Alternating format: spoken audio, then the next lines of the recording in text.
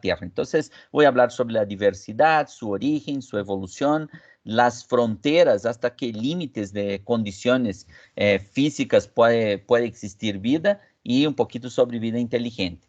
Después, en la parte del sistema solar, voy a discutir las condiciones para la existencia de vida. Voy a hablar en especial sobre posibilidad de vida en Marte, en Venus y en algunos satélites, especialmente de los planetas Júpiter y Saturno, ¿no? Los satélites Europa y Encélado en especial. Y bueno, más allá voy a hablar de qué se espera de vida más en nuestra galaxia o en otras galaxias, pero ya les voy a explicar por qué no tiene mucho sentido hablar de vida en otras galaxias todavía. Entonces voy a hablar de una zona de habitabilidad en nuestra galaxia, voy a hablar de los materiales, vamos a decir, los compuestos prebióticos, que son, vamos a decir, lo que es muy abundante y lo que sí es la base para formar la vida. Voy a hablar sobre los planetas extrasolares y voy a completar con la ecuación de Drake. Van a ver ya qué quiere decir esa ecuación. Muy bien. Empezando con nuestro único ejemplar de vida en el universo hasta el momento, que es la vida en la Tierra. Es muy difícil definir qué es la vida. La definición de vida es igual que, por ejemplo, la definición de tiempo, ¿no? Todos saben lo que es tiempo, pero si uno para a definir qué es exactamente, vamos a decir, es algo que es más de sentir. Nosotros sentimos lo que es el tiempo, que es algo que pasa y que nos da una dirección. Hasta hay definiciones, por supuesto, pero ninguna definición que se haya hecho es realmente completa. Lo mismo pasa con la vida. Entonces, si tomamos, por ejemplo, la química, la física, la filosofía, la biología, etcétera, la religión, hay diferentes definiciones de vida, ¿no? Entonces, les doy aquí algunos ejemplos. Por ejemplo, si tratamos de la biología, la vida sabemos que es algo que realiza un cierto cambio de energía y materia con su entorno, lo que llamamos de metabolismo, y necesita esa energía para poder existir, ¿no? La vida es algo que se desarrolla, que crece, se hace más, vamos a decir, más eficiente en sobrevivir a lo largo del tiempo, y la vida es algo que se reproduce, algo que transmite su información para nuevas formas de vida que van a seguir el ciclo, ¿no? Entonces, esas son características muy básicas. También podemos hablar en términos más de, vamos a decir, ecológicos, por ejemplo, ¿no? Podemos hablar de la vida como algo que tiene una diversidad muy grande, son vamos a decir, sistemas muy complejos y muy diversos. Podemos hablar que la vida está íntimamente relacionada a la idea de evolución y en más específicamente de selección natural, y la vida es algo que tiene una capacidad muy grande de adaptación. Si hablamos en términos químicos, hay ciertas reacciones bioquímicas que caracterizan la vida bueno, hay toda una química asociada a la vida, que es la química del carbono, ¿no? Si hablamos en términos de religión o hasta de filosofía, podemos asociar a la vida la idea de algo que es inmaterial, ¿no? Que es el alma. En términos de física, tenemos cuestiones asociadas a la entropía, a la irreversibilidad, a la complejidad, son todas cuestiones asociadas a la vida. Pero de una forma muy general, en las ciencias en lo general, llamamos de vida a un cierto periodo que va entre el origen y la muerte, el final de algún sistema. Entonces, podemos hablar de vida de una estrella, por ejemplo, ¿no? Aunque no es la vida que estamos intentando definir aquí, pero el término puede ser utilizado también de una forma más general. Entonces, ya ven que es muy complejo definir qué es la vida, ¿no? Pero bueno, vamos pasar a la caracterización. ¿Cómo es la vida en la Tierra? Bueno, básicamente vamos a decir, hay diferentes formas de separar los seres vivos, ¿no? Para poder entenderlos, poder clasificarlos, ¿no? Por ejemplo, tenemos ciertos seres vivos que son unicelulares, ¿no? Hay tres grandes grupos aquí, que son las bacterias, las arqueas y los protistas, que son seres unicelulares, y hay otros tres grupos, podemos decir, que son multicelulares, ¿no? Son más complejos, tienen sistemas, tienen tejidos, son bastante complejos. Vamos a decir que sus partes pueden también ser consideradas como vida de cierta forma, ¿no? Pero podemos dividir de otra forma. Si hacemos una línea aquí donde está esa barra negra, tenemos abajo los procariotos y arriba los eucariotos. Cariota tiene que ver con la existencia de un núcleo, ¿no? De una capa, de una membrana que separa partes internas. Entonces, los procariotos son seres que no tienen ese núcleo, no tienen esa capa que separa el núcleo, y los eucariotos son los que sí lo tienen. Entonces, hay dos grandes grupos aquí, las bacterias y las arqueas, que son procariotas, y ya los otros son todos eucariotos, ¿no? Essa é vamos dizer, a divisão clássica. Basicamente, toda a vida que temos na Terra, la podemos classificar dentro desses grupos. Pero mais recentemente, utilizamos a filogenia para fazer esse tipo de classificação. E a filogenia está basada na genética, está basada na informação que que existe no contenido genético de los seres vivos, ¿no? Então, aí já podemos, de certa forma, simplificar esses 6 grupos em 3 grandes domínios filogenéticos que decimos. Então, os 3 grandes grupos seriam as arqueas, que estão representadas aqui, seriam esse grupo, as bactérias, que é o grupo mais abundante, de hecho, al menos de lo que conhecemos, e todos os outros grupos entrariam em eucaria, justamente porque são eucariotos e têm um núcleo, ¿no? Em suas células. Então, assim é como tratamos a diversidade da vida actualmente, ¿no? La vida en nuestro, como vuelvo a repetir, en nuestro único ejemplar, que es la vida de la Tierra. Bueno, vamos a hablar un poquito sobre origen y evolución de la vida en la Tierra, ¿no? Para intentar entenderla un poco más. Bueno, primero voy a dar un contexto más amplio de tiempo, ¿no? Para que podamos más o menos asociar, empezando con la idea del tiempo, o vamos a decir, el periodo total de la vida del universo, ¿no? Sabemos actualmente, o más bien tenemos evidencias muy claras de que el universo probablemente tuvo un inicio, y ese inicio es lo que llamamos del Big Bang. Entonces vamos a poner una escala de tiempo aquí, que yo puse aquí entre 0 y 14 gigaños, recordando que giga es el prefijo de miles de millones, ¿no? Entonces, más fácil que decir 14 mil millones de años, yo voy simplemente a decir gigaños, ¿no? Que es el prefijo del sistema internacional genérico, ¿no? Bueno, entonces el universo tiene 13.8 gigaños. Tenemos aquí, essa gráfica me gusta porque habla de cosas importantes que se pasaron en el universo, como la formación de los átomos, la formación de nuestra galaxia, cuando el universo estuvo más activo, porque las cosas todavía estaban relativamente cerca, cuando se formó el sistema solar, y ese es el punto importante que quiero destacar, y aquí el presente. El presente estamos a 13.8 gigaños, ¿no? Deja quitar eso. No. Bueno. Ok. Entonces, la edad del universo es aproximadamente 13.8 gigaños. Bueno, la formación de los átomos en nuestro eje aquí de tiempo fue muy cerca del cero, no muy cerca del Big Bang. Pero la galaxia tardó mucho a formarse, no se formó de una vez, ¿no? Entonces, en verdad, no hay un tiempo preciso, único. Ella se formó entre 0.3 y 3.8, 4 gigaños después del Big Bang.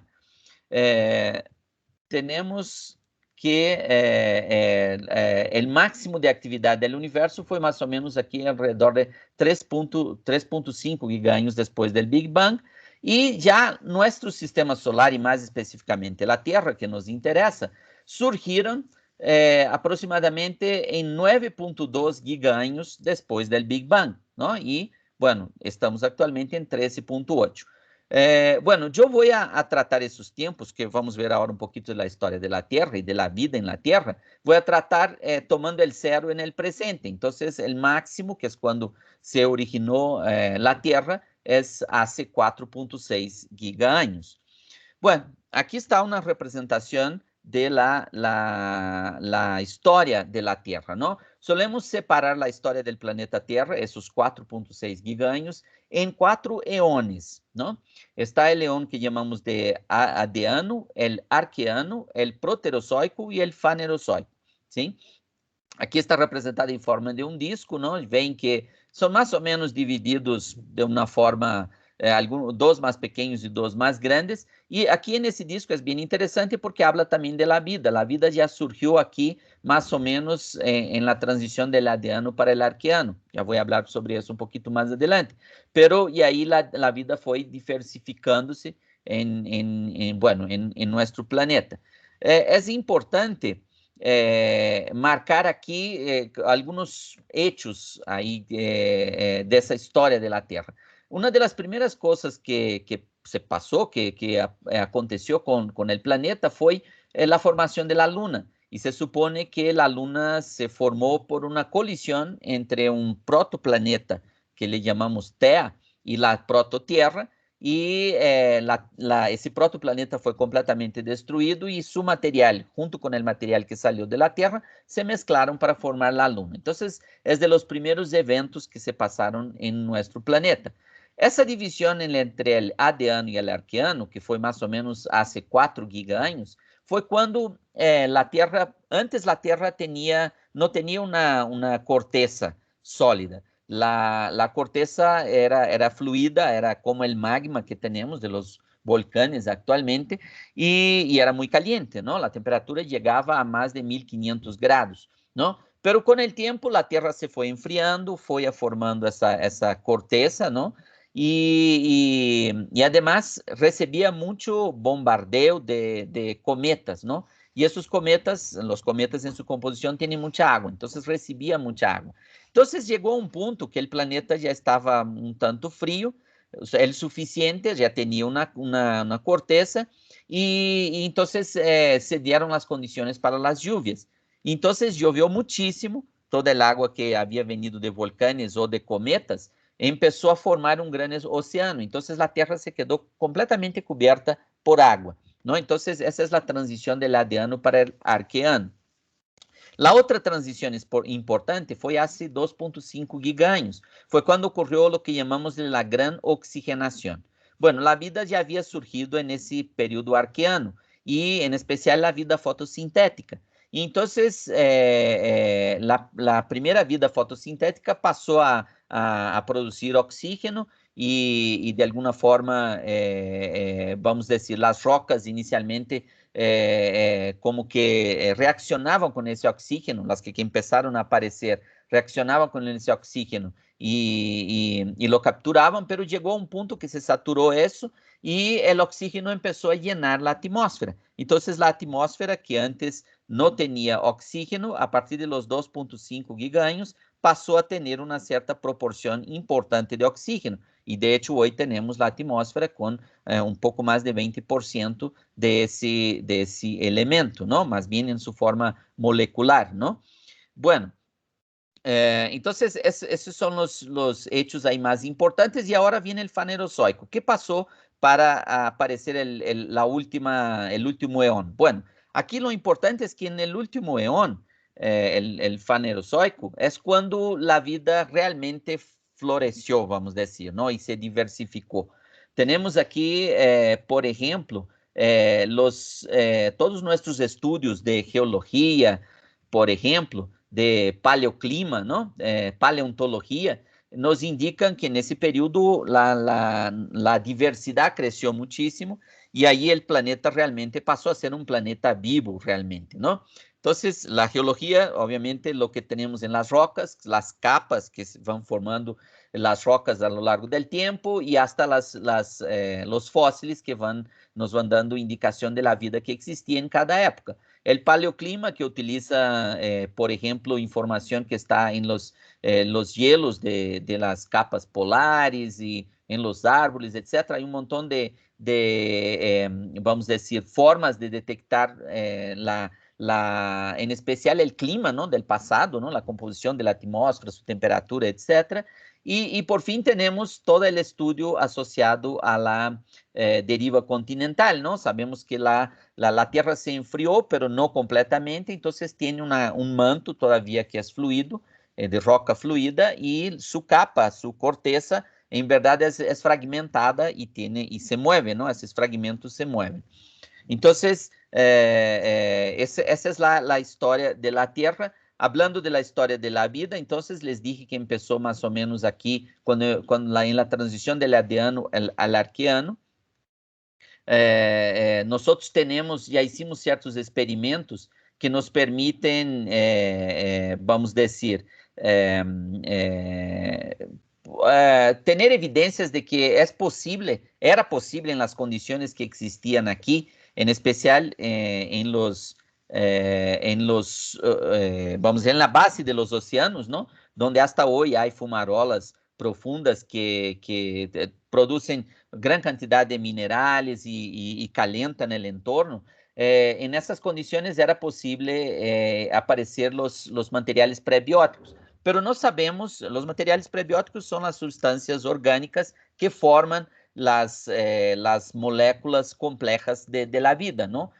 Son la base para los aminoácidos, para los ácidos nucleicos, etcétera, ¿no? Entonces, sí que sabemos que es posible formar, de hecho, les voy a decir más adelante, pero son muy comunes en el universo ese material prebiótico y se supone, tenemos evidencia de eso, de hace más o menos 3,5 gigaños, em que há certos estromatolitos que são um conjunto de capas de bactérias e as mais antiguas têm essa idade. Então, temos realmente evidências diretas de fósseis de bactérias, não?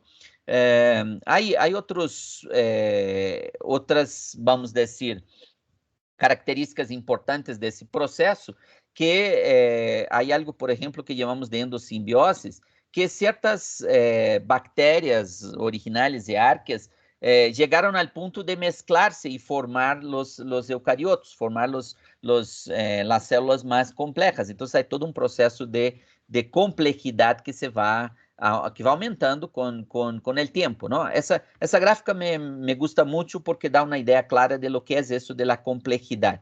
Mira, aqui temos o tempo desde hace 4 gigaños, ¿no? Hasta ahora, e temos aqui o tamanho do genoma de alguns desses grupos de seres vivos, ¿no? Empezando com os procariotos, ¿no? E depois passando por los eucariotos, hasta chegar a los peces, los mamíferos, ¿no? Los puntos negros son el genoma no redundante, es decir, el genoma funcional, el que realmente hace todas las proteínas y todas las reacciones importantes a los seres vivos. Pero hay también cierta parte del genoma que es redundante, ¿no? Que son copias, ¿no? Y con el tiempo, además de aumentar mucho el genoma, ¿no? En términos de pares de base, ¿no? Estábamos con algo como 10 a la 5, 10 a la 6, y ahora ya en los mamíferos eso puede llegar casi a 10 a la 10 pares de bases, ¿no? Entonces, y también aumenta esa redundancia, ¿no?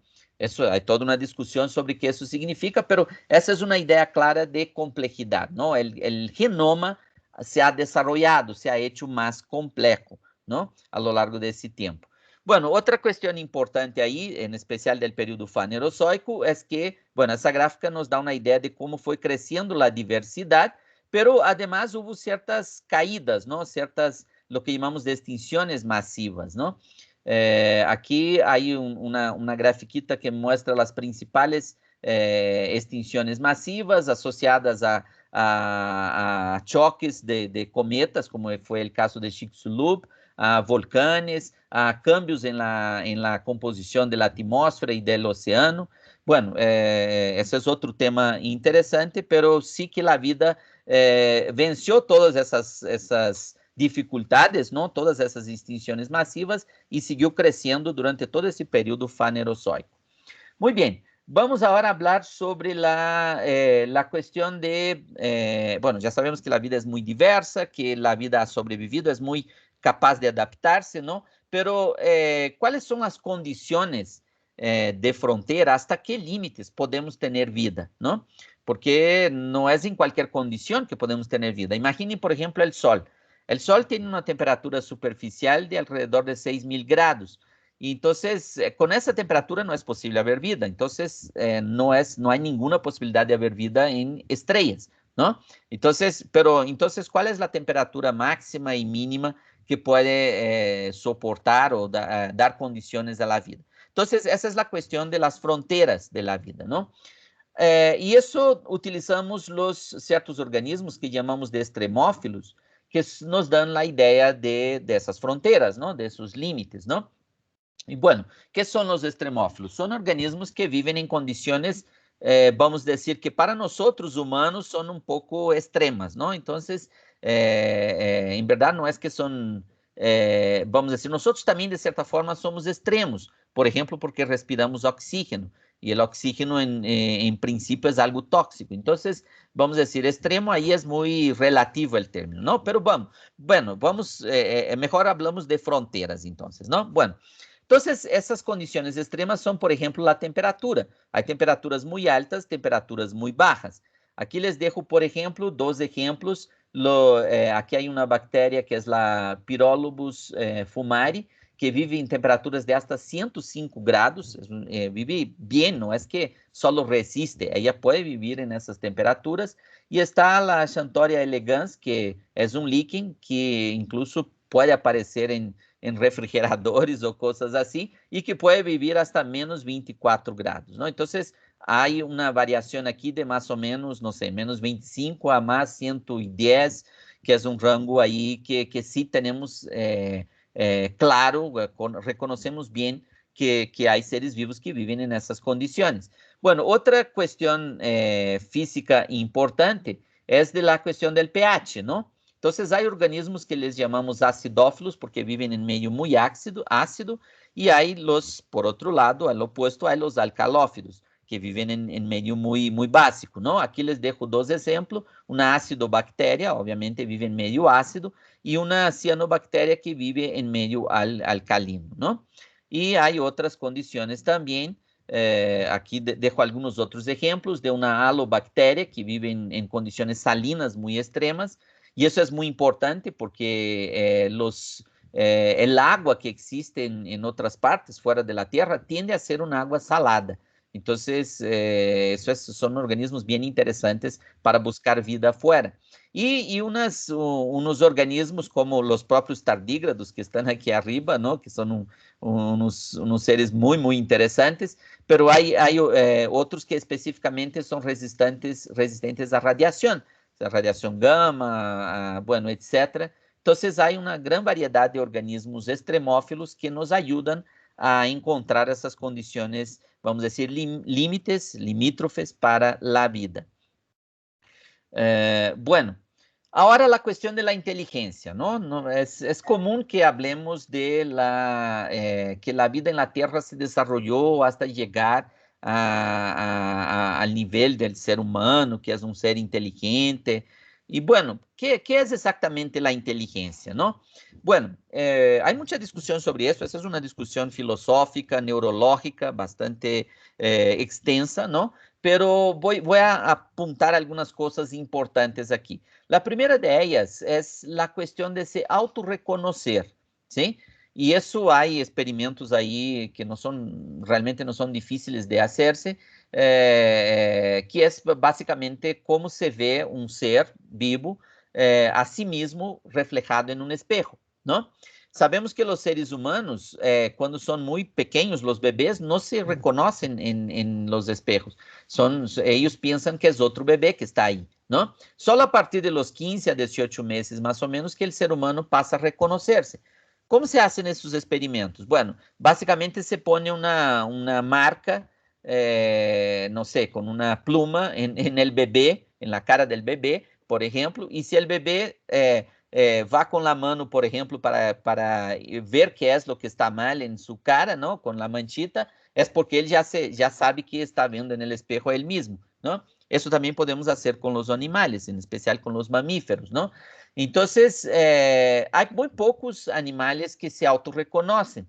Y entre ellos están los elefantes, los delfines, las orcas, algunos monos, los orangutanes y los bonobos, los cerdos y algunos pájaros. Pero solamente así, es realmente algo muy difícil de que tengamos esa cosa del autorreconocimiento, ¿no? Entonces, esa es una característica de lo que llamamos de inteligencia. Otra es el ser humano desarrolló ciertas, vamos a decir, características que van más allá de simplemente sobrevivir, ¿no? A eso me refiero con ciencia y cultura. El ser humano dedica su tiempo no solamente a comer, a hacer sus necesidades, procriar, pero se preocupa también con cosas más abstractas, ¿no? Como la ciencia y la cultura. Esa es una característica que se asocia normalmente a la inteligencia. Otra muy clara es la cuestión de la tecnología.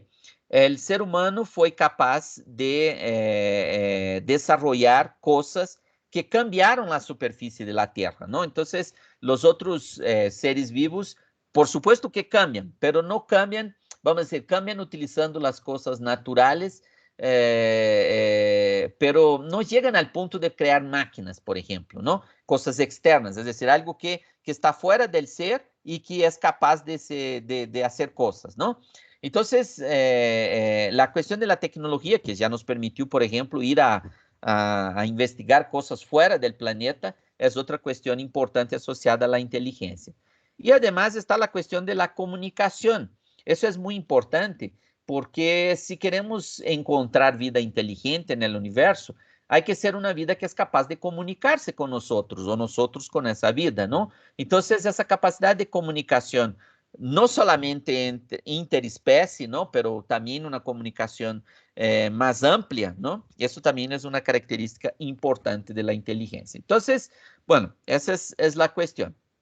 Pero la inteligencia realmente es suficiente para garantizar nuestra supervivencia. Bueno, me gusta mucho un libro de Stephen Jay Gould que discute esa cuestión y él tiene argumentos bastante interesantes para decir que en verdad quien domina la vida en la Tierra son las bacterias, no somos nosotros, ¿no? Bueno, la discusión ahí es un poco más compleja, pero básicamente la complejidad tiene un valor cero, que él pone una muralla aquí de valor cero, ¿no? De complejidad. Y la complejidad sigue, crece en ese sentido, hacia la derecha, ¿no? Y él compara la complejidad vamos a decir, la cantidad de seres vivos, ¿no? La diversidad y la cantidad total al inicio en el precambriano y ahora en el presente, ¿no? Entonces, ¿qué pasó con la distribución de seres vivos en el planeta Tierra? Al inicio solo habían bacterias, ellas dominaban completamente. Con el tiempo se fue aumentando la complejidad, pero seres más complejos son muy, muy pocos, ¿sí? No hay ni diversidad ni cantidad de seres más complejos, ¿no? Entonces, actualmente sigue siendo las bacterias las que dominan nuestro planeta, ¿no? La cantidad de bacterias es tan grande que, como que, vamos a decir, si ellas resuelven atacarnos, no hay cómo, ¿no? Vamos a decir, ¿no? Haciendo un ejemplo así, vamos a decir, de pensamiento, ¿no? Algo así, ¿no? Ellas son realmente mucho, tienen comprenden una cantidad de biomasa muchísimo mayor, una cantidad de especies muchísimo mayor y una cantidad de individuos muchísimo mayor, ¿no? Entonces, realmente no se puede decir que inteligencia es todo, ¿no? Inteligencia no necesariamente es capacidad de sobrevivir.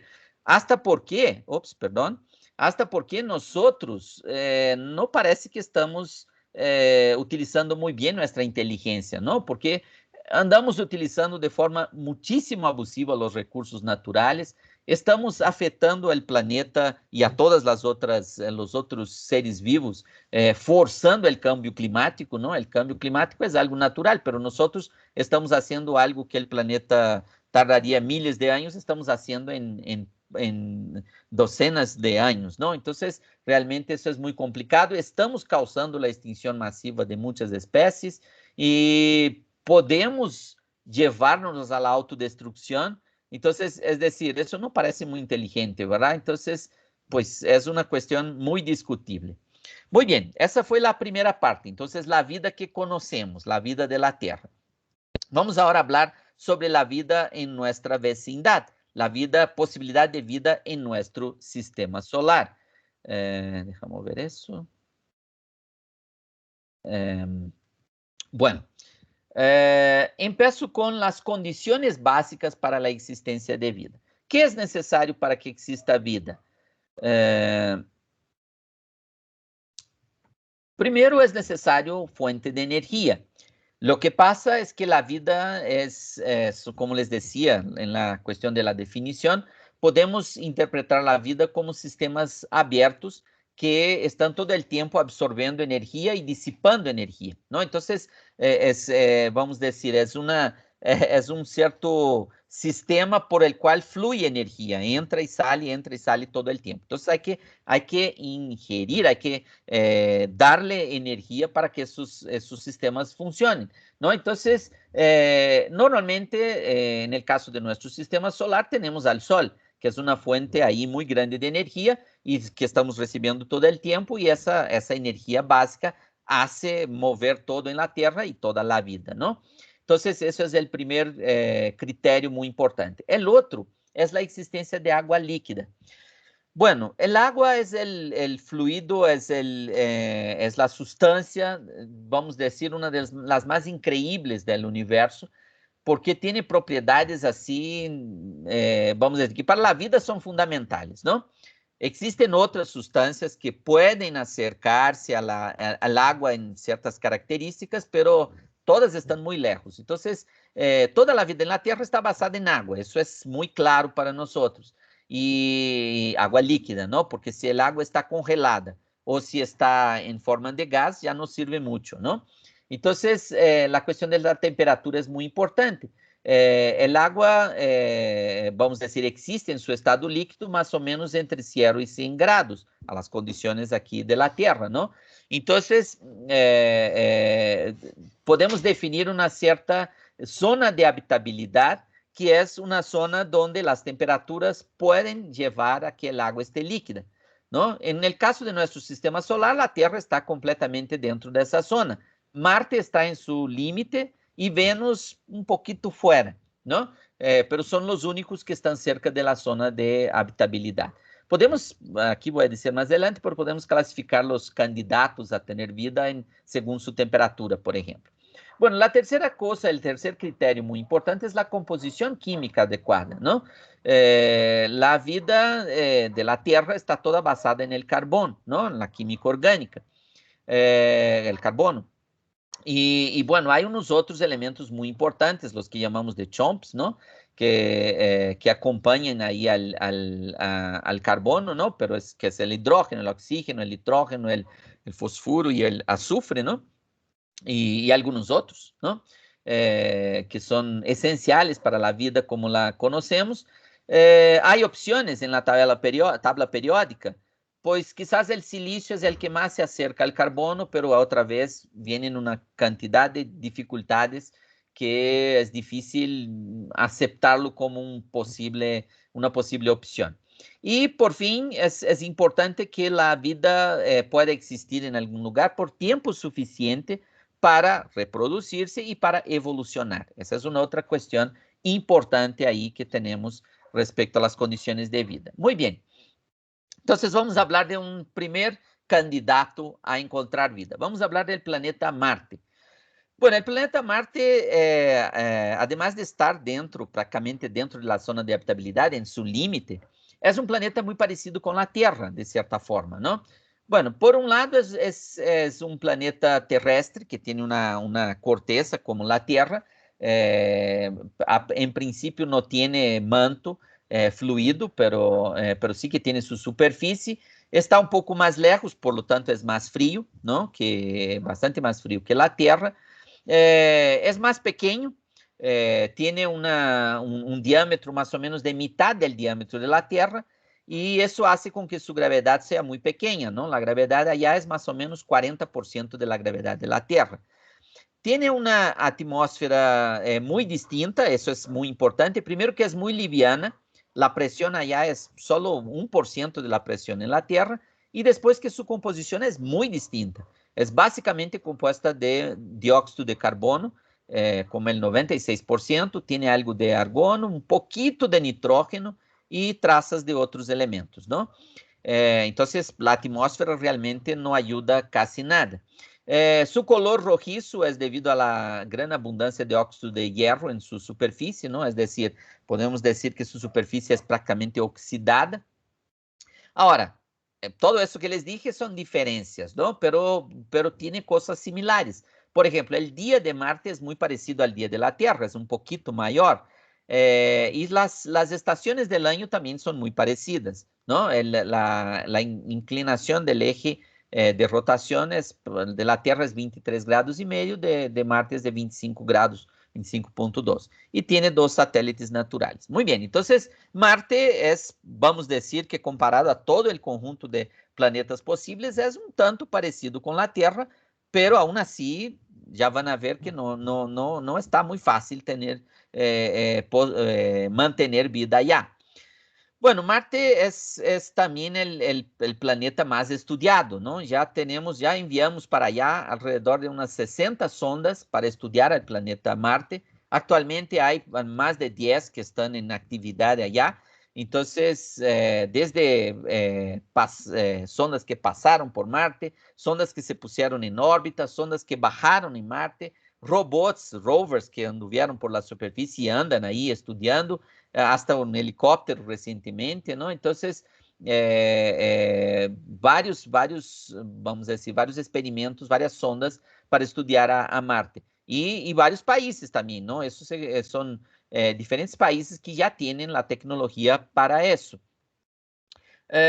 Bueno, pero ¿y la vida, no? Y entonces ya tenemos alguna idea de si es posible, si hay vida en Marte. Bueno, la primera cosa que hay que buscar es, por ejemplo, agua, ¿no? Por supuesto, pero también podemos buscar biofirmas en la composición química del suelo, de las rocas, y también algunos biomarcadores atmosféricos, ¿no? Entonces, así es más o menos como buscamos la vida, ¿no?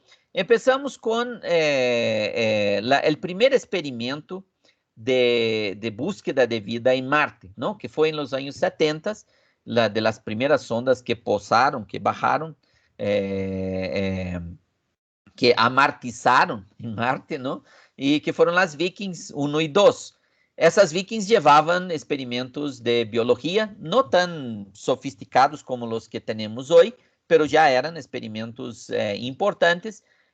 Pero como no se sabían las condiciones muy bien, pues, imaginen, llevar un experimento para que sea hecho por robots allá en Marte, eso en los años 70, pues, estaba un tanto limitado, ¿no? Entonces, fueron dos sondas, cada una llevó 4 experimentos, y de los 8, vamos a decir, experimentos, 2 dieron algo más o menos, ¿no?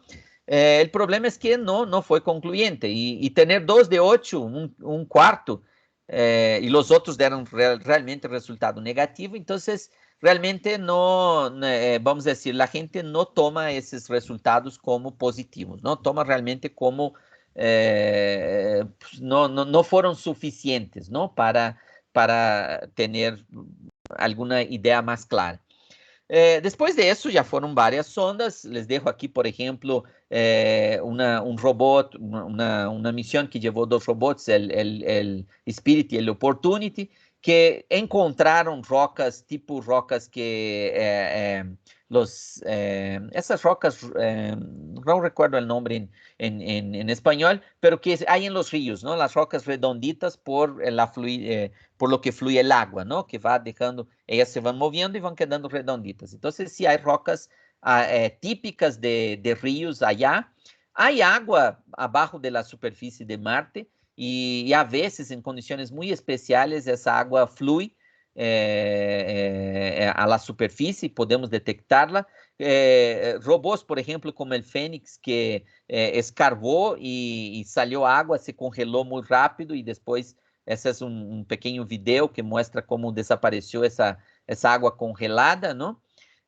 Temos o Curiosity, que foi um experimento que todavía sigue, ahí el cráter de Gale, que es un lugar que ya estuvo lleno de agua y pudimos prácticamente comprobar eso con evidencias un tanto fuertes.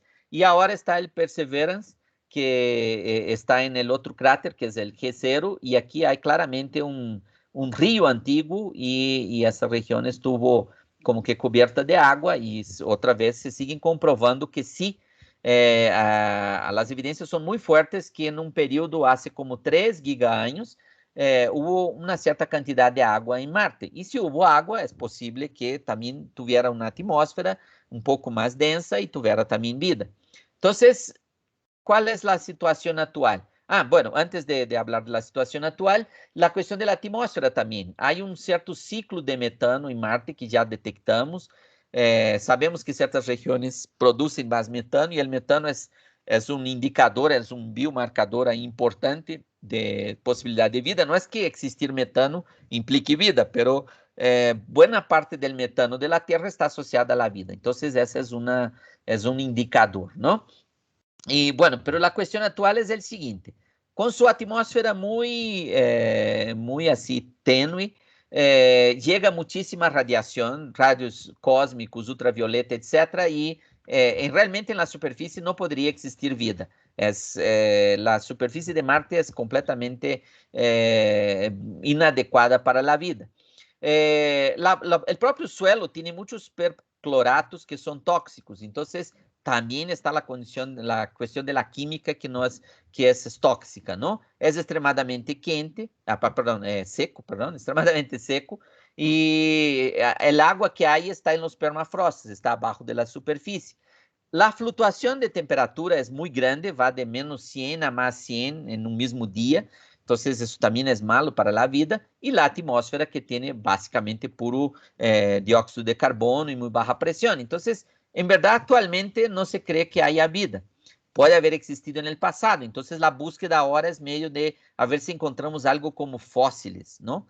Algún indicio de que pudiera haber existido vida en el pasado en Marte. Muy bien, vamos a Venus, rapidito, porque ya me estoy extendiendo un poquito. El año pasado hubo mucha noticia de la detección de fosfina en la atmósfera de Marte.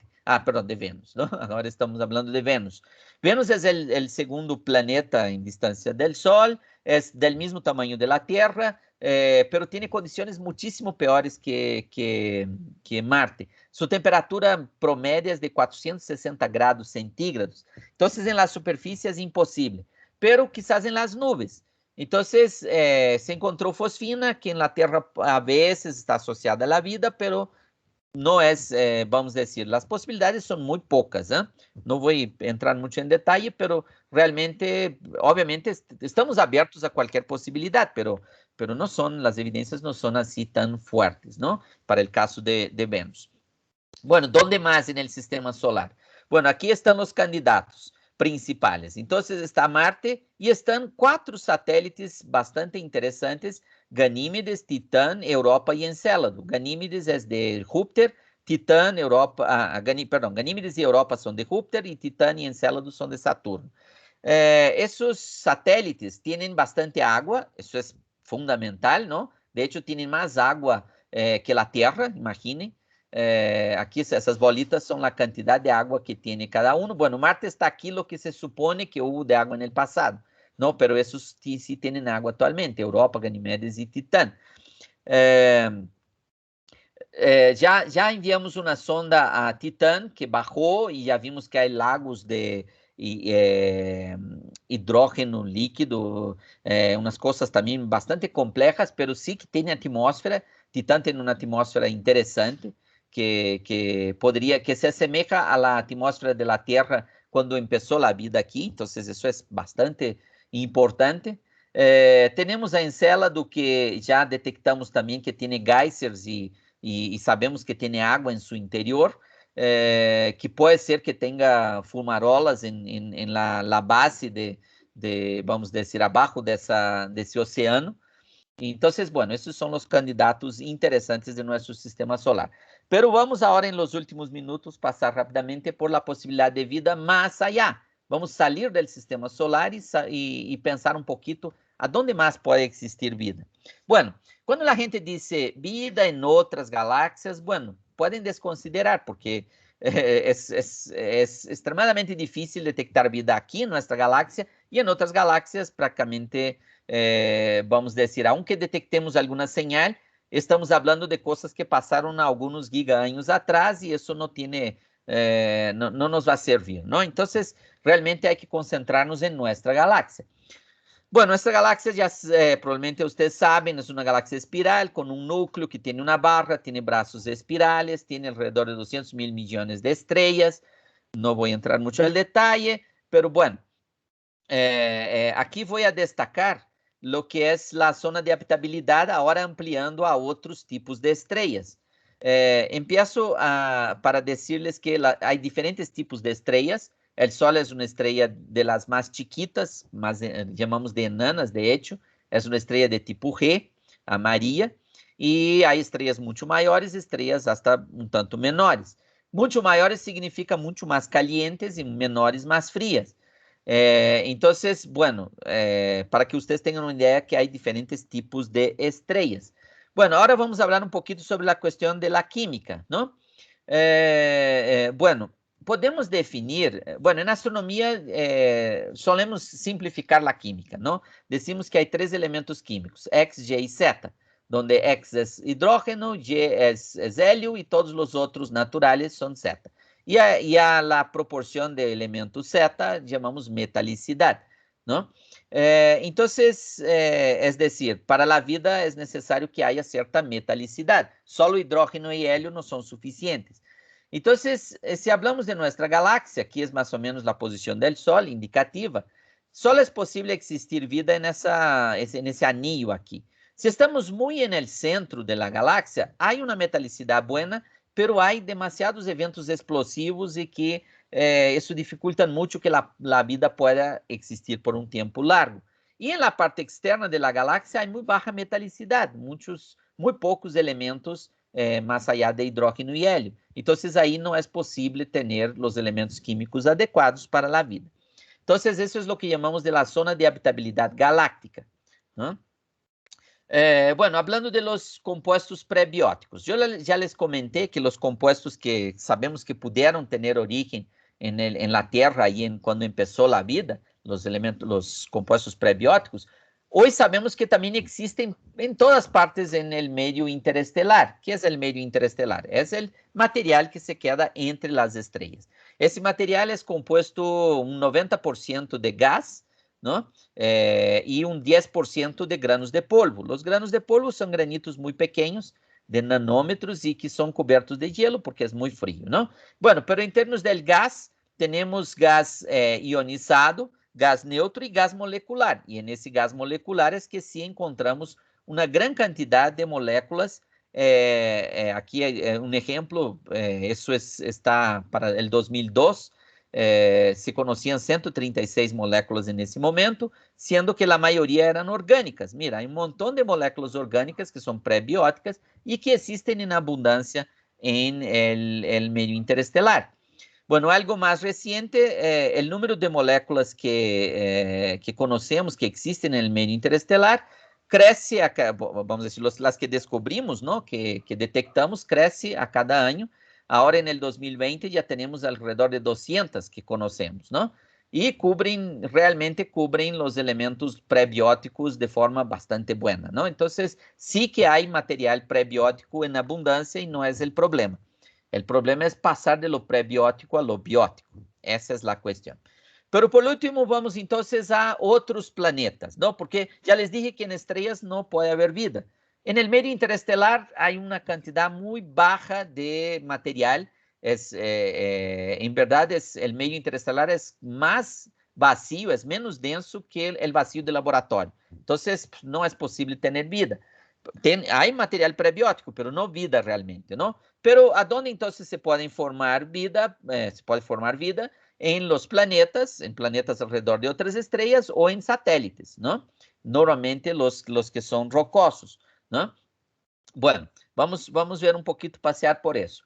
En el momento, ahora, fecha del 12 de octubre, fue ayer, teníamos un total de alrededor de casi 5.000 planetas extrasolares detectados, siendo que de esos 5.000, alrededor de 3.600 están vamos a decir, forman sistemas, ¿no? Es decir, es muy común que haya estrella con más de un planeta, ¿no?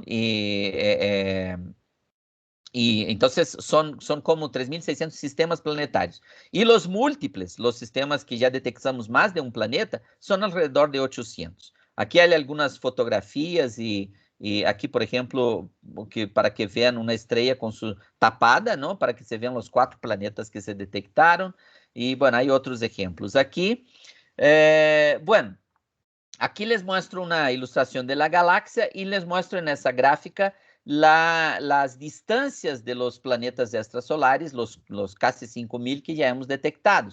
Bueno, aquí tenemos la posición del Sol y tenemos un circulito verde, que es el máximo prácticamente, es aquí alrededor de unos 2 parsecs, ¿no? Que es el máximo que vemos planetas extrasolares. Es decir, ciertamente hay planetas extrasolares en toda la galaxia, pero nuestra tecnología solamente nos permite detectarlos en ese circulito aquí, en esa regioncita cercana a nosotros. ¿En qué estrellas están esos planetas? Normalmente estrellas tipo solar o un poco más frías. En estrellas más calientes es más complicado. Las más frías son mucho más abundantes, entonces hay mucho más planetas en estrellas más pequeñas, más frías, y duran mucho más, ¿no? Esas estrellas viven mucho más tiempo que el Sol, por ejemplo, ¿no? Entonces, eso significa que ellas son las más, vamos a decir, las candidatas más, vamos a decir, probables de encontrar planetas y posiblemente vida. Pero el problema ahí es que esas estrellas emiten mucho más radiación ionizante que estrellas como la nuestra. Entonces, hasta 400 veces más radiación ionizante. Entonces, eso es, por otro lado, muy complicado a la vida. Vamos ahora, bueno, no me va a alcanzar el tiempo para entrar en detalles sobre cómo se detectan los planetas extrasolares, los métodos, eso es un poco más específico, pero básicamente se pueden detectar por imagen directa, ¿no? Tapando la estrella y encontrando al planeta.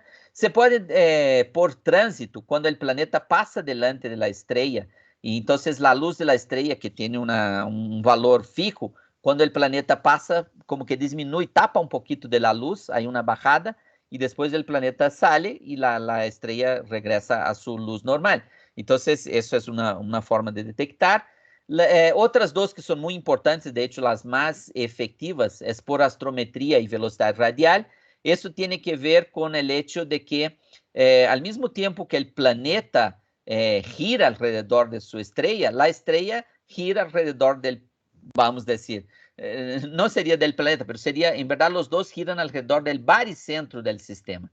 Ese movimiento de la estrella es muy pequeño, el Sol sí se mueve alrededor del baricentro, pero con ciertas técnicas como a partir de los espectros, podemos detectar ese movimiento y podemos detectar planetas. Bueno, no voy a entrar mucho al detalle, hay un montón de satélites, de telescopios espaciales, ¿no? Que están alrededor de la Tierra y que están observando y detectando esos exoplanetas, y la lista crece a cada año. Los exoplanetas normalmente son clasificados dependiendo de su masa. Los más pequeños, como la Tierra y Mercurio, son terrestres. Hay unas supertierras que tendrían tamaño intermedio. Los gigantes congelados serían como Urano, Neptuno. Los gigantes gaseosos como Saturno y Júpiter. Y hay hasta los superjovianos. Mas con masas maior que eso, como 8.000 veces la masa de la Tierra, ya pasa a ser una estrella, ¿no? Bueno, aquí es una gráfica de los planetas detectados en términos de distancia hacia la estrella y en términos de masa, ¿no? Entonces, los mayores están aquí arriba, los menores abajo y aquí los más alejados y los más cercanos. Bueno, aquí están Venus, la Tierra, estarían aquí abajo, entonces es mucho más difícil detectar planetas terrestres.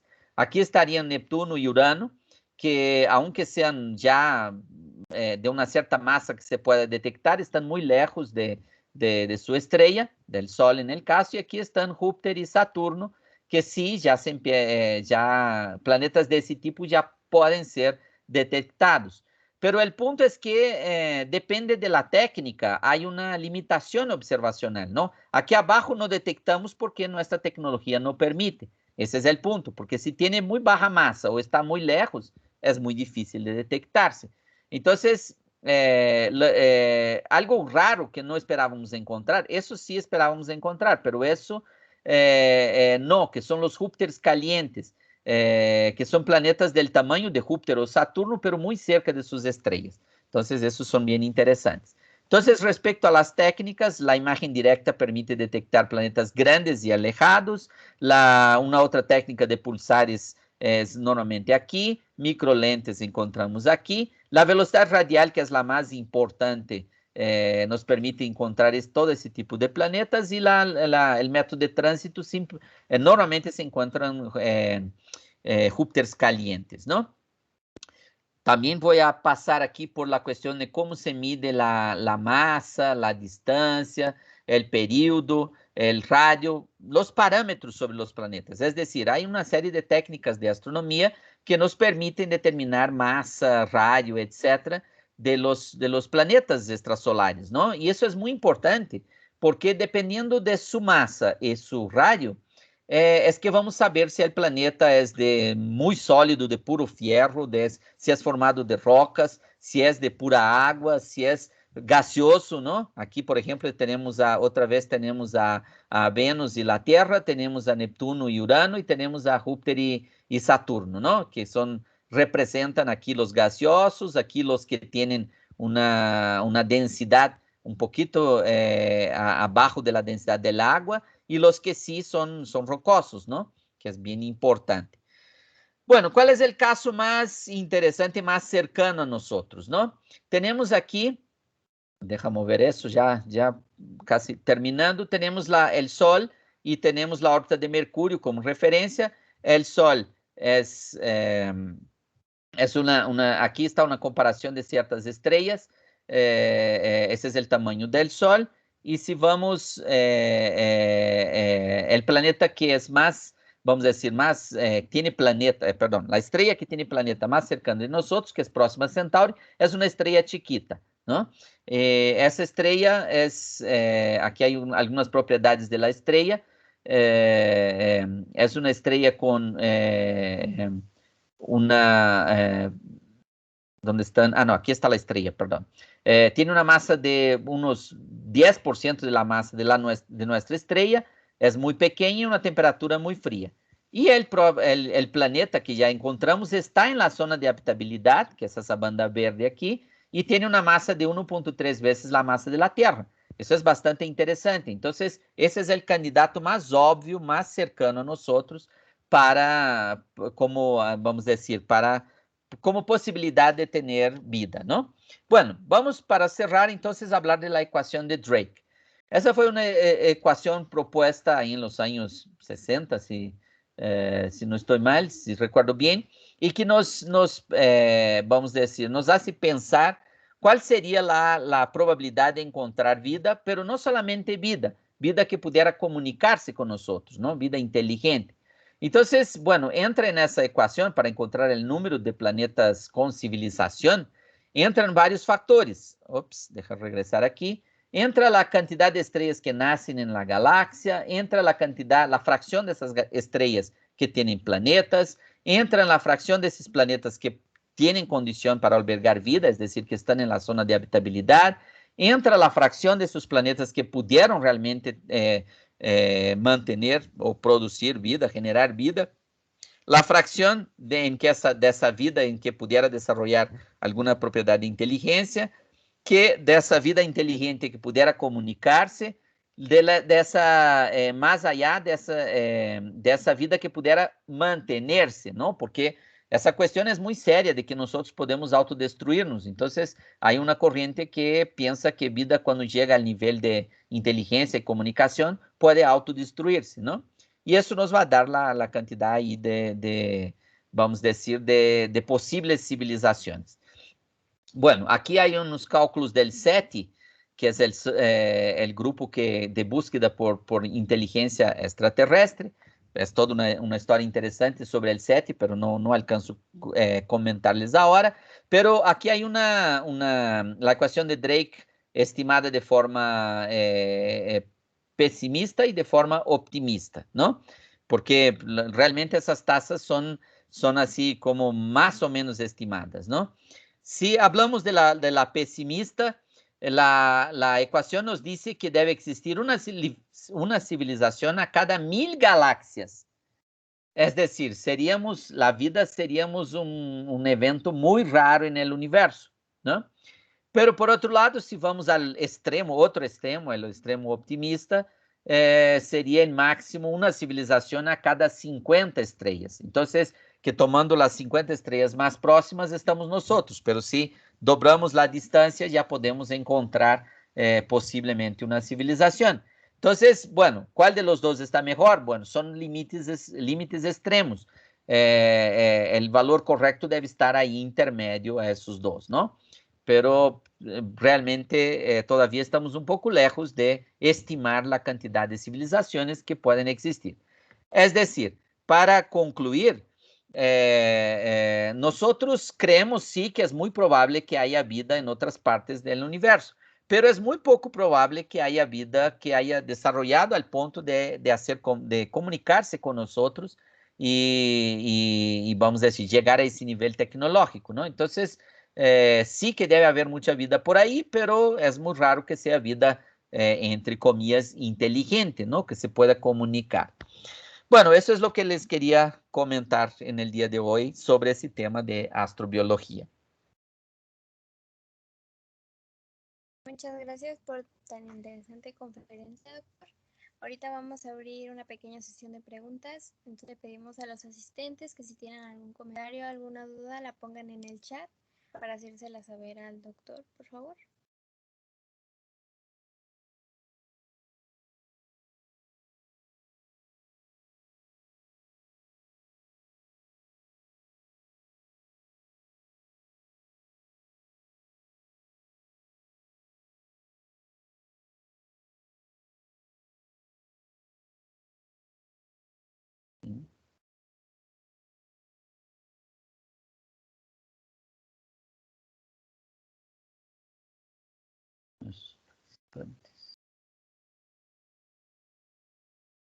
Yo siempre me pierdo aquí a donde está el chat. Carla de Mies le dice que excelente ponente. Gracias.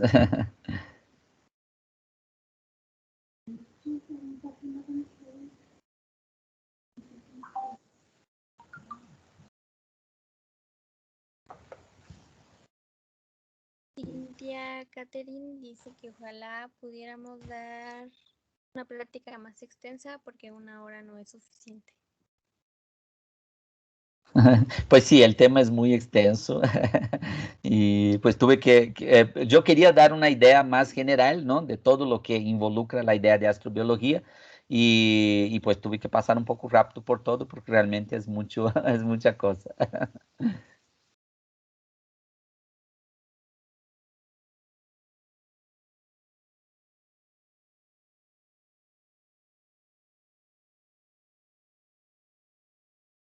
Alan Sánchez pregunta, ¿cree que podríamos encontrar un planeta habitable antes de llegar a nuestra autoextinción para preservar la especie humana? Bueno, es una pregunta bien interesante. Pues yo espero realmente que el ser humano, vamos a decir, realmente se haga inteligente y no se autodestruya, ¿no? Entonces, eso es lo primero, ¿no? Yo creo que tenemos toda la condición de hacer eso, ¿no? De dejar de destruir nuestro planeta y poder, sí, mantenernos aquí por mucho tiempo, ¿no? Y bueno, la otra cosa es encontrar un lugar que no necesariamente sea habitado, pero que sea habitable, ¿no? Que se pudiera llevar la vida terrestre para allá y crear condiciones. Eso es, vamos a decir, es muy comentado, hay muchas noticias sobre, mucha discusión sobre eso, en especial porque la ciencia ficción utiliza mucho esa idea, ¿no? Y está ahí, bueno, siempre se discuten esas cosas. El punto es que es muy complicado. Perdón. Eh, todos esos exoplanetas están muy alejados de nosotros, pero muy, muy alejados. Para que tenham uma ideia, o mais cercano, que é o de Próxima Centauri, está a mais de um ano-luz, ¿sí? Es decir, se viajáramos na velocidade da luz, que é algo impossível, tardaríamos como um ano e meio, vamos dizer, para chegar allá, não? Obviamente não podemos viajar à velocidade da luz, porque tendríamos que deshacernos em energia completamente, isso não é possível, não? Então, cualquier viaje que se pueda imaginar para allá tardaría muchas generaciones, tardaría mucho, mucho tiempo. Entonces, en verdad no es ir allá para montar una civilización, no es algo así tan sencillo, ¿no? Y eso estamos hablando solo del más cercano, ¿no? Sí, sí, y no necesariamente las condiciones allá son buenas, ¿no? Vemos aqui em nosso sistema, obviamente não podemos sobreviver em Marte, não podemos sobreviver em Vênus, que são os mais interessantes aqui cerca, não? E é provável que os planetas allá sejam mais ou menos como Vênus ou Marte, é mais provável isso que realmente que sejam como a Terra. Então, vamos dizer, é quase impensável sair da Terra com seres humanos para que vayan a poblar outro planeta habitável, não? Entonces, vamos a decir, es ilusión del ser humano pensar que puede destruir el planeta Tierra y ir a poblar otro planeta. Eso es una completa ilusión, ¿no? Eso, la posibilidad de eso es bajísima, ¿no? La otra es la cuestión de terraformación, que la gente piensa, vamos, está bien, podemos terraformar Marte y hacerlo habitable. Tampoco.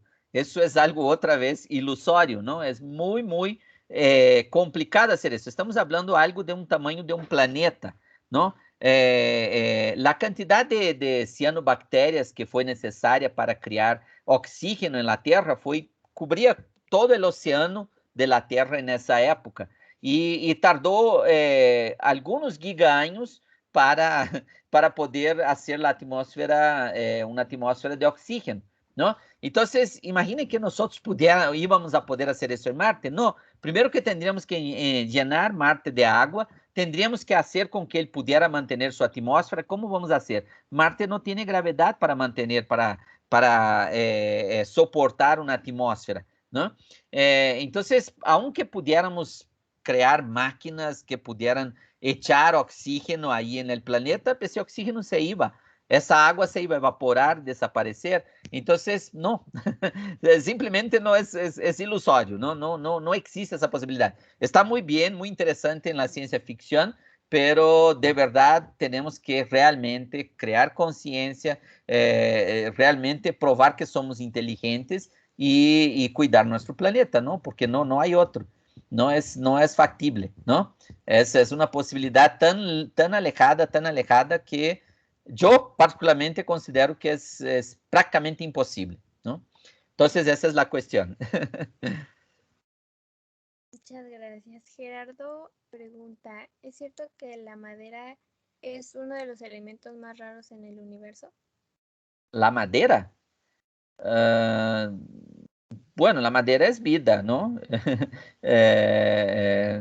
Como cualquier otra vida, es rara en el universo hasta el punto que solo conocemos un ejemplar, ¿no?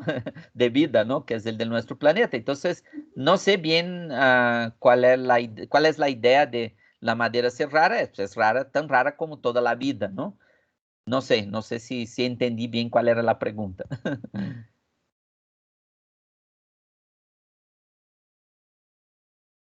Franco Rodríguez pregunta, la pregunta es sobre la química. ¿Es posible que existan elementos químicos no presentes en la Tierra? ¿Y cuántos años le echa para terraformar o habitar otro planeta?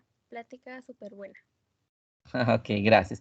Mira, respecto a la cuestión de, bueno, yo con la segunda ya me fue la primera, pero la segunda yo acabo de platicar sobre eso, ¿no? Tardarían realmente terraformar es algo complicadísimo, ¿no? No veo factible, ¿no? Sería algo de escala de miles de millones de años para terraformar un planeta. Y aún así no hay garantía de que el planeta pudiera mantener esa terraformación. Pero la otra es la cuestión de la química, ¿no? Bueno, hay alrededor 90 y pocos elementos, hasta el uranio, que son elementos naturales, ¿no? Que existen en el universo naturalmente. Y hay un montón de elementos que pueden ser, vamos a decir, montados, ¿no? Que pueden ser hechos en laboratorio. Son normalmente muy inestables, existen por poco tiempo. Y entonces ahí va creciendo la tabla periódica.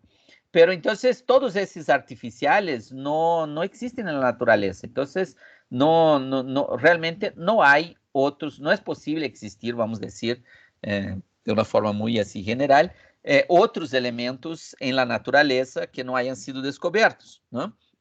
Entonces, sí que hay, puede ser que descubramos alguna fuente de elementos que no están en los 90 naturales, que entre los artificiales, que de repente sí puede existir en ciertas circunstancias, eso es posible, ¿no? Pero es muy difícil, muy raro, son muy inestables, etc. Entonces, realmente lo que podemos contar son con los 92, 93 ahí, que son los elementos naturales, y esos ya los conocemos muy bien. Y eso es una cosa de físico-química bastante conocida, ¿no? Eso está en la propia estructura de la materia, ¿no? La mecánica cuántica nos permite entender cómo funcionan esos elementos químicos y pues la tabla está completa en ese sentido, no hay espacio para otras posibilidades, ¿sí? Gracias. Andrea Lisset comenta, mencionó que el Sol no es la estrella más grande. ¿Se sabe cuál es la más grande o solo se conoce que existen? Bueno, ¿Y cómo se llegó a saber ese dato? muy bien. Bueno, primero que, bueno, yo creo que mejor regreso a la diapositiva que hablo de ese tema para hablar un poquito más sobre las estrellas. Muy bien. Están viendo mi pantalla, ¿verdad? ¿Sí? Muy bien, mira, sí que sabemos que hay diferentes tipos de estrellas y conocemos muy bien muchas estrellas de cada tipo.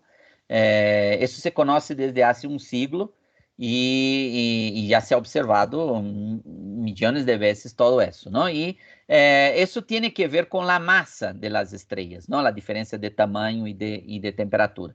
Entonces, una estrella más chiquita es una estrella con poca masa y vamos aumentando la masa hasta llegar a las más grandes. No es posible menos masa que ese tipo de estrellas. El mínimo de masa posible es de 8% de la masa del Sol, ¿sí? Y el máximo de masa posible es alrededor de 100 veces la masa del Sol.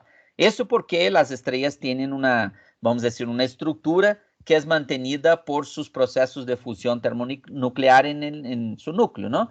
Entonces, menos que eso, estrella con muy poca masa no es capaz de emitir radiación, no es capaz de hacer fusión termonuclear. Y con muy alta masa no es capaz de estabilizarse para formar una estrella, es muy explosiva, ¿no? Entonces, ese es el rango posible de masas, que es de 8% la masa del Sol hasta más o menos 80, vamos a decir, ¿no?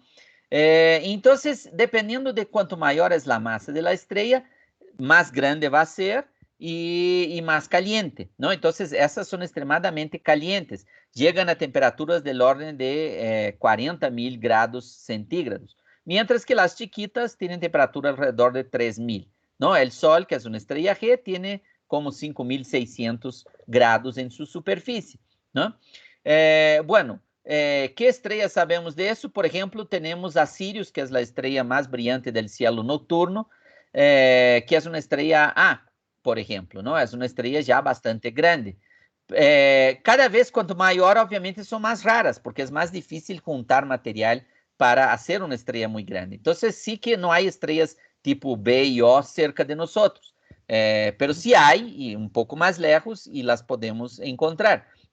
Entonces, ¿cuál es la estrella más masiva que se ha encontrado? Pues hay varias ahí que son muy masivas, del orden de, vamos a decir, 70, 80 masas solares, ¿no? Entonces, masas solares serían 70, 80 veces más masivas que nuestro Sol. Entonces, sí hay muchas por ahí. En verdad conocemos millones de estrellas y es difícil de apuntar una, ¿no? Normalmente decimos, cerca de nosotros, tal estrella, ¿no? Entonces, la que les hago referencia es Sirio, que es una estrella A o F, no estoy muy seguro. Creo que es A, que es una de las más grandes cerca de nosotros. ¿Ok? Edgar Eduardo dice, respecto a las estrellas, se dice que la nebulosa de Orión es una fábrica de estrellas. ¿Qué tan cierto es y qué componentes se cree que la conforman? Sí. Bueno, las estrellas, como les decía al inicio en la discusión sobre la definición de vida, las estrellas tienen vida, las estrellas nacen y mueren. Pero no es, obviamente no es la definición de vida que estamos tratando aquí en la astrobiología, es la definición más filosófica de vida, ¿no? Como el periodo en que existe un cierto sistema, vamos a decir, con cierta estabilidad, ¿no? Entonces, las estrellas tipo M, por ejemplo, viven muchísimo, viven más que la edad del universo. Y las estrellas tipo, las más grandes, tipo A, por ejemplo, decimos que mueren tan pronto nacen, ¿no? Viven muy poco. Entonces, eso respecto al tiempo de vida de esas estrellas, ¿no? Uy, ya me perdí. ¿Cuál era la otra pregunta? ¿Puedes repetir?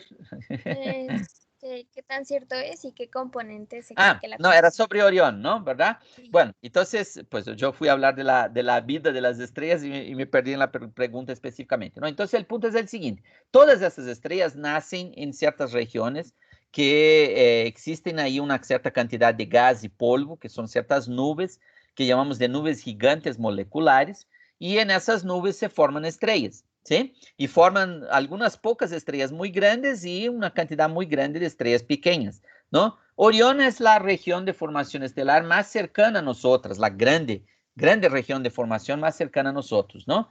Entonces, sí, es un creador de, vamos a decir, de estrellas y que está relativamente cerca de nosotros y que crea una gran cantidad de estrellas a cada año, ¿sí?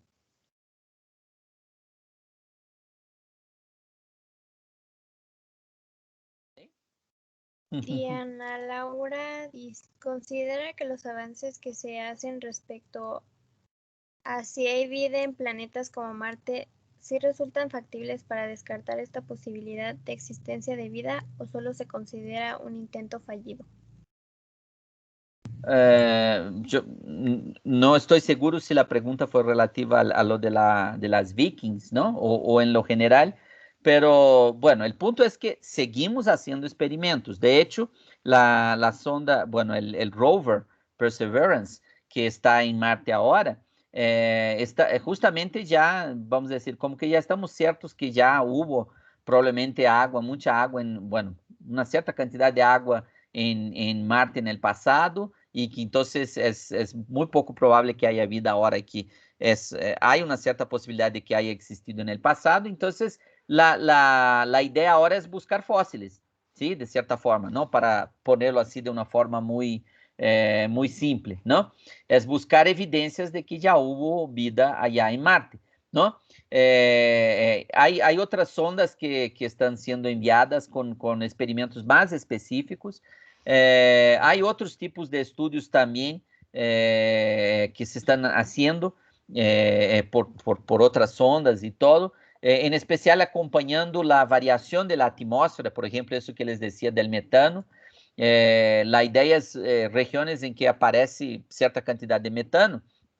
Es posible que en los permafrosts, en la parte abajo de la Tierra, ¿no? Donde hay capas de hielo, es posible se formar en algunas condiciones algún tipo de vida microscópica, ¿no? Entonces, y puede ser que esa vida sea la que está generando metano en cierta época del año.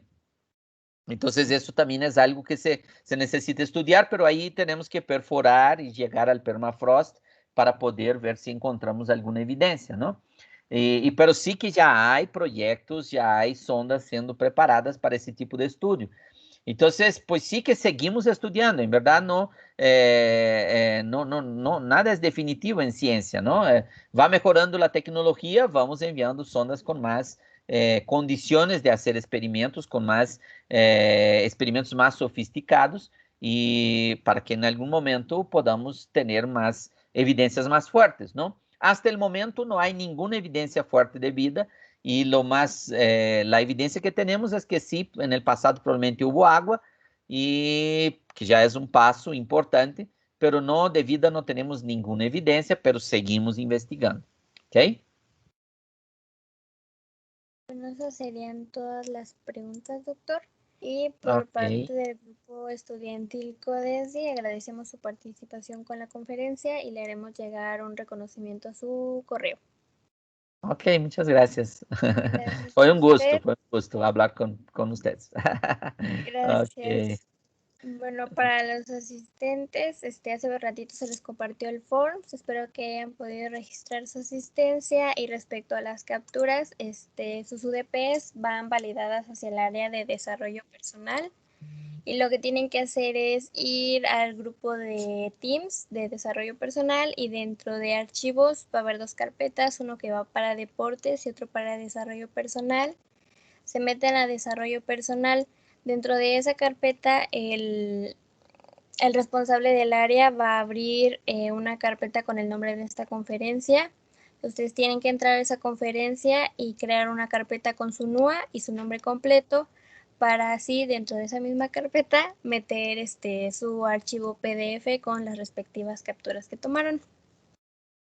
Y bueno, si tienen alguna duda me la dejan por el chat, y nuevamente agradecemos su participación y asistencia en esta actividad, y los invitamos a que estén atentos a las redes sociales de CODESI para conocer las distintas cantidades de eventos que tenemos este semestre. Muchas gracias a todos y que tengan un excelente día. Hasta luego.